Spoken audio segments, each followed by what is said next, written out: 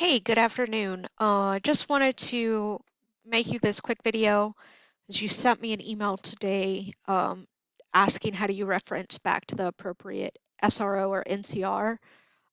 This can get pretty confusing because Have has our own return numbers, which are called SRO numbers, but then the third-party vendor has an RMA or an SRO or an NCR number as well. So for this particular example, we've got an RMA number from the vendor that says RMA 3952. So you are going to have to check in two places in the vision. So you would check in service quotes or service orders.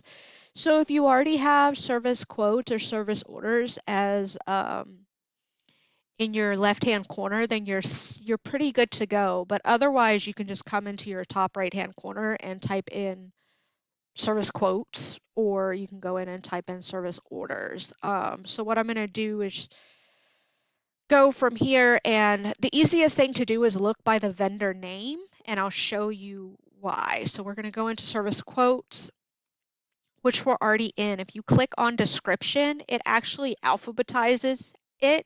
And if you scroll down, you'll see that there's not an STW return. There's just a bunch of Houston, Charlotte, Eaton, yada, yada. So we're going to try and service orders. And we're going to click on description one more time. And then we are going to see that it's right here. It's the very last one. So that's STW. And you'll see that it also references the vendor's RMA 3952. So I'm going to just pull that back up and show you that it is the RMA 3952.